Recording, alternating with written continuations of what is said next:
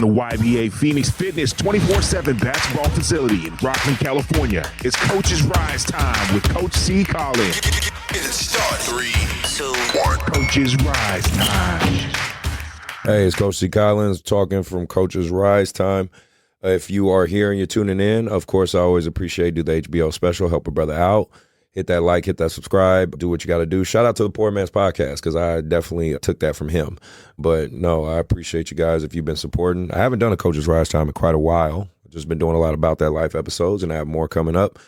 So please stay tuned for those. But again, the subject matter of this one, I just simply want to say AAU basketball, where it sits in 2024. I want to talk about maybe some of the good, some of the bad, some of the things I've observed, the high school side, of course, which is the most important, and maybe some of the issues that some people have, some of the things that they've talked about, some of the things I might have issues at, and hopefully tips and things that can help future AAU directors and people trying to make a way for themselves. So again, I hope you enjoy the episode. Hope you enjoy the content. Hope it helps you better your journey in this AAU space of ours, this AAU basketball space of ours. So let's get right to it. First thing in 2024, we got to talk about parents. Parents has got to be the number one subject.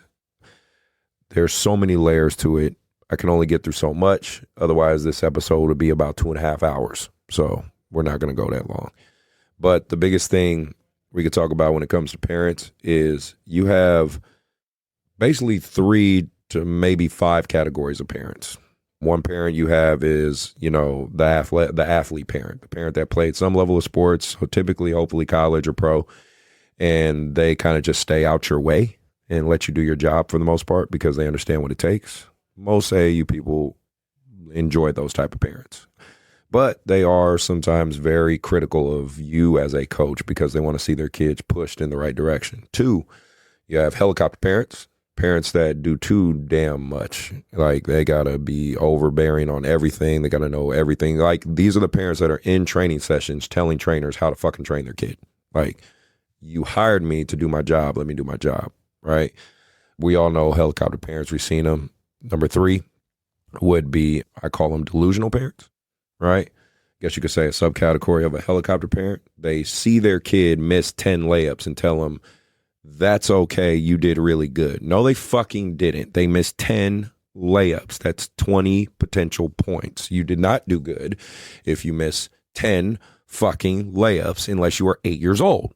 Okay? Like, no, if you are 17 years old, missing 10 to 20 layups, turning the ball over 4 times and getting 3 fouls, and that's your fucking stat line at the end of the game, you did not do good. But, unfortunately, mom and dad sometimes have those parent goggles and think, well, it's not his fault that, his fucking got baby hands and can't catch the ball. No, it's your fucking fault. It's your fucking fault. It's your genetics. Blame you. You're right. Your kid has no genetics and has little baby fucking hands because you have little baby fucking hands. Okay? So that's that category of parents. Number 4, right, is I call them at game parents. The parents, like, overall, they're cool, but when they go to a game, they're fucking nuts. They are the parent at the baseline, yelling at their kid. Typically, it's a mom holding a goddamn cell phone the entire game, recording the kid and yelling at the ref and yelling at the opposing kid and then yelling at their kid. It's usually shoot the ball, don't pass that shit, like whatever. It's generally speaking of mom. Don't get me wrong, it's dads too. And they don't even get a tripod. They just hold the phone and they just roam around the fucking court. Like they'll get next to I've had one of those parents get next to my bench and start recording. And I'm like, yeah, hey lady, can you go like to your side of the court, please? Like that's how crazy that category of parents is. And then, of course, there's more and more and more. I'm sure you guys have dealt with plenty, but that's at least 4 that I know and think of off the top of my head. Also, AAU in 2024, there is absolutely no loyalty anymore. So coaches, trainers, I'm sorry, that shit is dead at this point. It is 100% fucking dead. If there is a free program, a program that will cover all costs, typically a shoe sponsor program, you're going to lose your kid. It's just going to happen. And even some of your mom and pop programs, the programs adjacent to you, they finesse money somehow. Maybe they got a rich parent. Maybe they got a parent that's just looking to do a tax write-off. Maybe they got a kid on the team and they don't mind paying for all the shit. Yeah, they're going to use that to finesse talented kids away from you, and parents are quick to oblige and jump on it. Do I agree with it? No. I think it's stupid. If you have a coach that has helped your kid get from A to X, why the fuck would you leave them when they can get you to WYZ, right? Like, it doesn't make sense to me. I don't get it. I don't fucking understand it, but that's the culture, right? And it's something you just learn to accept. It's not every single kid, but I will say the kids that rock with you that are loyal and the parents that rock with you are loyal or have become the minority now. They are not the majority. They used to be the majority years ago, where they would stick with you, they would rock with you, they saw the best growth out of their kid with you. Now it's just always peeking at the other fence. It's always looking somewhere else. It's always like, oh, what's better over there? What's better over there? And it's the same fucking thing. I reiterate this over and over again. I'll probably do an episode on talking about this itself. A system is just different ways to score the basketball. That's it. It's different ways to take the same shots. That's what a system is. If a system is working for your kid and they're getting the most and the best growth out of it, why change it? There's nothing more to change. But people will. People will inherently in this space think that there's always something more. There's always something they got to do. There's always something better. And they inevitably find out that they were wrong, And it's unfortunately when it's too late. It's when the kid is trying out for JUCOs and can't even get on a JUCO team. And it's like, what happened? What happened to y'all? Well, I got too good for the program I was at. Don't get me wrong. Sometimes a kid does outgrow a program. But if the program is fulfilling everything you need, putting you on the best stage, putting you against high competition, on a shoe circuit, shit, has a facility. I'm naming basically everything we have here in my program. And you still decide to leave just because somebody says we'll give you a bunch of free gear and it's free, like, it don't make sense to me. And I've talked to enough coaches, college coaches, high school coaches, like they don't get it. And majority of college coaches, even though they won't say it because they don't want to ruin their potential chances of recruiting kids, they judge your inability to be loyal unless they know they are a university where basically kids are going to spend 1 year there and then cut because of the transfer portal, right? Nepotism in AAU in 2024. It's big. It is what it is. Nepotism's a thing. Ex-pros, athletes, kids are going to get the nod before the unknown kid. If you're not related or a cousin to some level of pro athlete, whether it be football, shit, it could be soccer at this point. But if you don't have some sort of relation to an ex-pro athlete, it is another layer that you're going to have to fight through, especially if you're on the court with one of those ex-pro athletes' kids. But to me, that also, on the flip side of it, creates these opportunist windows where you can become famous or get some clout, because if you bust the ass or if you beat the dog shit out of one of those NBA kids, one of those NBA players' kids, you now get thrusted on a stage that you might have been an unknown, and now you have, 50,000 followers and people are hyping you up to be the next greatest thing. So there is two sides to that coin, right? Is it fair? I don't really know. I don't really have a yes or no for that. I think it's just part of the game. And if it's unfair to you, get the fuck over it and get better. If you are one of those kids that get to take advantage. Why not? Shit. Let me make this clear. I have kids. I have 2 sons.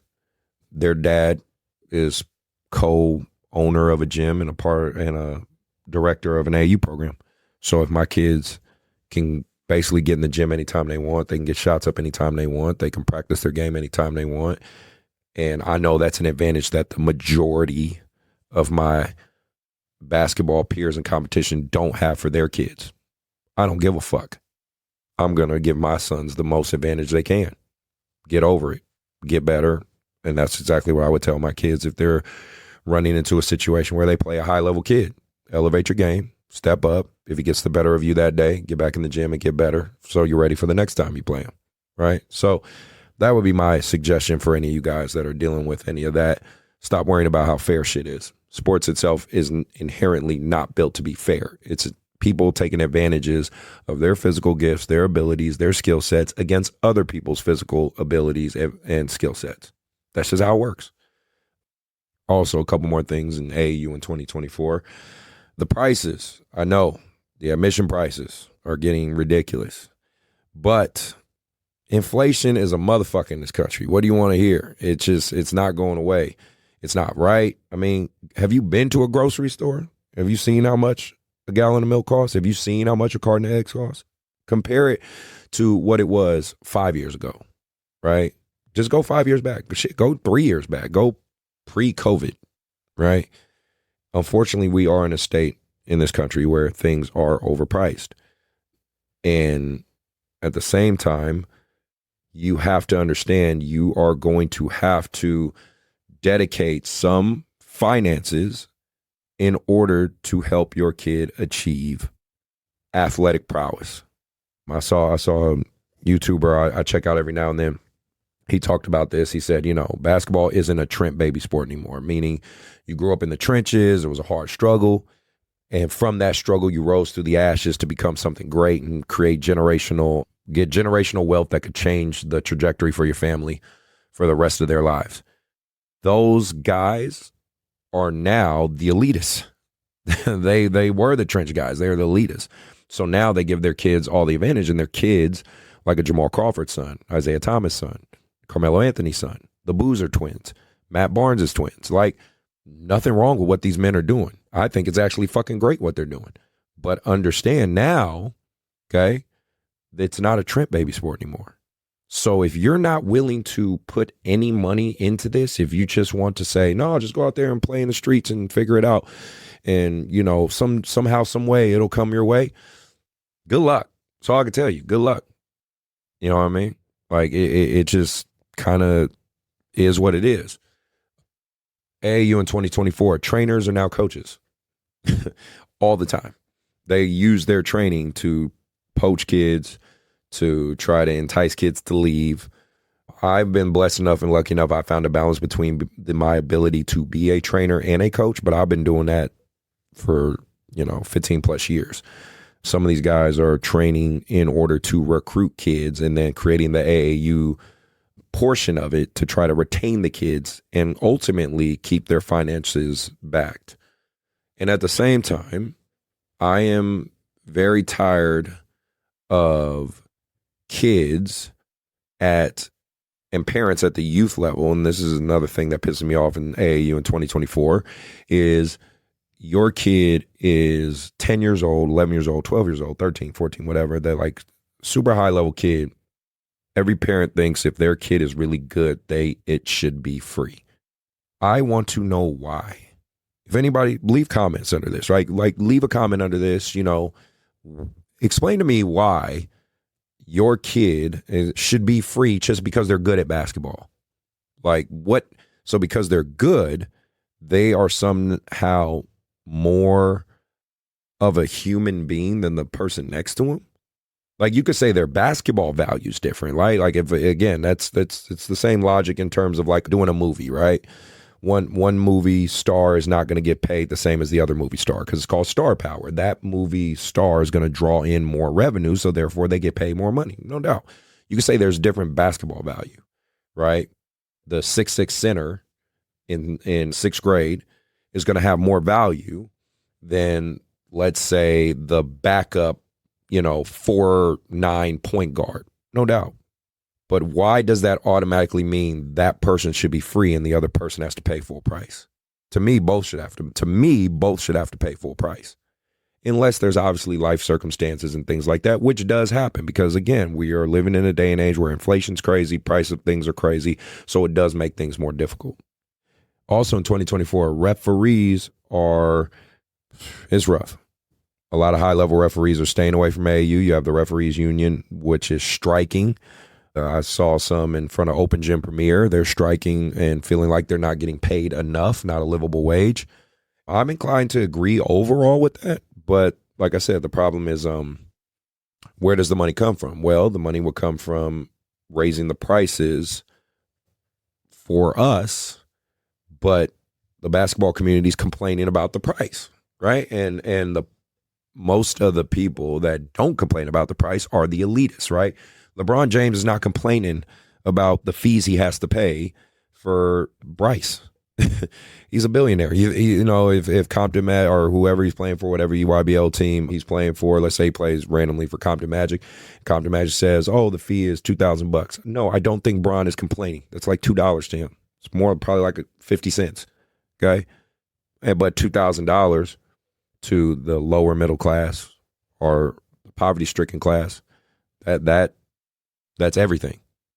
You have to figure it out. My advice: do fundraising, figure out ways to generate revenue, have your kid get involved some way, shape, or form. We do a lot of things here at YBA. We have snack bars. We try to do fundraisers, online fundraisers, physical fundraisers, car washes, things like that. Do old school stuff like that back in the day. You have to figure it out. No one's going to come and just cut you a check, right? Again, now, if your kid is the exception to the rule, they're the 6'10", 8th grader who, you know, D1s are looking at right now, and they want them playing on a national team. Well, congratulations. You are the exception to the rule.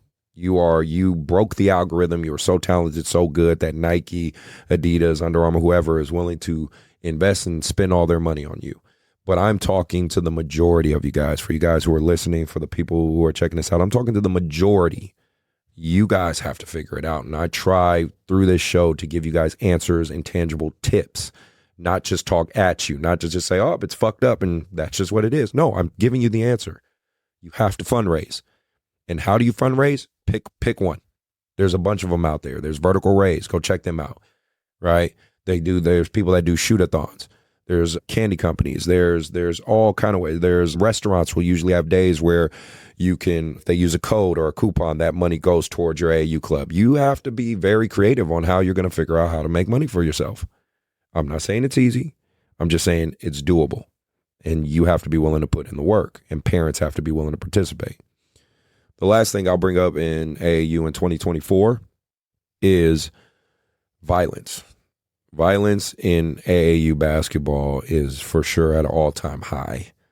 It's all over the place. It's not exclusive to one area. It's not exclusive to one demographic, but this is the reality of it. The majority of basketball is black. It's African-American young black boys, African-American men. And unfortunately, a lot of these young boys are making bad decisions that can compromise them from youth to adulthood. And that's a different day and age we live in. The mistakes we made back then, there was no cameras recording that dumb shit. Now everything's recorded. Now everything is seen. If you make that mistake, it can affect you for a very long time. So my advice to a lot of these kids and parents, and the reality is, if this is me speaking to black people and black culture, you can like what I'm saying. You can scrutinize me for it. You could talk shit in the comments, probably for the 2.3 women that watch this damn show or my YouTube or listen to my podcast. You single moms got to get the fuck out the way. Like this is just the statistics. This is just what it is. 70% of the black community is raised by single women, and young black boys are being raised by single women. What I'm saying is, because of the emotional indoctrination you have kind of put in your young male child, he might lack emotional control and stability in situations that are adverse, which unfortunately can result in bad decisions. The problem with young men, when they have no emotional control, they make impulsive choices that usually manifests into violence or physicality, meaning fighting, choking referees out, swinging, fighting parents, fighting coaches, and unfortunately the families get involved. And then after the families get involved, it gets bigger, it gets worse. There's story after story of shootings and things like that. I've done that on previous episodes. Like, our young black men have got to be led and have guidance. But my suggestion for a lot of the mothers out there raising these young black men, let them be coached, let them be pushed, let them be uncomfortable, let them cry, let them go through it, because generally speaking, most of their coaches are going to be black men. Doesn't mean the coach is now all of a sudden going to be their father. That's bullshit. That's not going to happen, right? But he can be a male figure that can help him to understand and navigate how to be a man, how to grow up in a man's environment. I know that's not the societal norm today, right? You know, we want to kind of try to, you know, feminize everything and talk about patriarchy and all this bullshit. Sports is the arena where I think is a lot of life lessons, and you got to allow those lessons to be taught. You can't shield your kids from the world forever, right? So let them go through the motions, let them go through the pain. And what will happen is, the more these young men learn self-control, there'll be less violence in the sport and less people pointing the finger saying, hey, you know, AAU basketball, their sport is all about, you know, that dumb shit, all that dumb ignorant shit.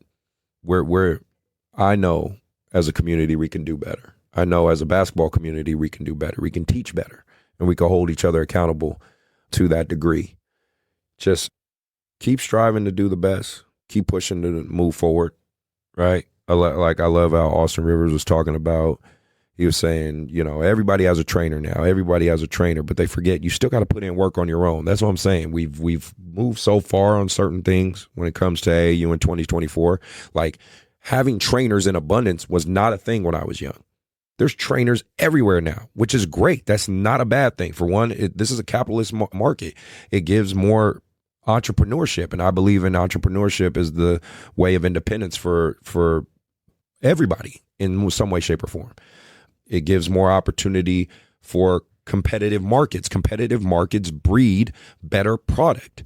There's a reason why Android and Apple always have to keep one up in each other, because it's the competition. If you're the monopoly, that means you can settle for minimum, right? When you have relative competition always pushing you to be better, to have to be better at your craft, to have to study, have to know what's going on in order to retain your customer base, the people who benefit the most are the customer, right? So, you know, the problem is, because there's so many trainers, so many gyms, so many coaches, we're losing the old school stuff where, yeah, you got to go to the gym yourself and put in work. You have to know yourself better than your trainer knows you. You have to learn how to motivate yourself without needing that guy in your ear saying, come on, hustle, hustle, hustle. You got to be able to figure that shit out, right? So AAU in 2024 is in a very interesting spot. I know I spoke on a lot of layers of it. My best advice to you, my number one advice to anybody listening, players, parents, coaches, directors, shit, even people who don't like me, I don't give a fuck. This is what I would say to you. Use critical thinking, use discernment. If you find somewhere that is getting the best out of your child, or you as a player, or find somewhere that's getting the best out of you and fulfilling everything that needs to be fulfilled, they're marketing you. They're putting you in high-level tournaments. They're putting in positions to challenge you. You are still learning and upgrading your game and ability as a player through practice. Stay where the fuck you're at. If you evolve to such a point where the EYBL is calling, 3SSB is calling, UAA is calling, then have that conversation with your home coach. But don't just leave just because you get a little minor bit of success. You'll find that now you're just a commodity. You're just a piece. You're a cog in a wheel. You're a cog in a machine. You as a person are not valued. And these AAU, high-level AAU guys, they're not going to say that shit to you. I keep it real with y'all. I'm a quote-unquote AAU guy. I'm going to keep shit real with you. But I get it from their side of it, too. It's a business. Basketball is a business. Youth basketball is a business. Youth sports is a business. I think it's a $4 billion or $40 billion a year machine. Cool. Nothing wrong with that. Love that. That's the state we live in. So, but if you still have values, if you still care, if you still want to get the best out of the kids that you teach, if you still have a heart for the game as a coach and a director, if you players still have some resemblance of loyalty, look around you. If you're getting the most out of what you want, stick with it, right? Well, with that being said, I know I said a lot. I know I did a lot. And hopefully I gave you a good rundown of what to expect in AAU for 2024. Again, shout out to you if you made it all the way to the end of the episode. You're a real one. I appreciate you. If you can consider it, hit that like and subscribe. Sign up for my Patreon. It helps support this podcast. It helps support me. It's all crowdfunded, right? It's funded by me and those who are willing to donate and push and help out. It's really appreciated. Again, take the information for free. That's what I'm here to do. Do the HBO special, help a brother out. I hope everybody is living great, living safe, enjoying your basketball journey. Until next time, I'm out. Peace.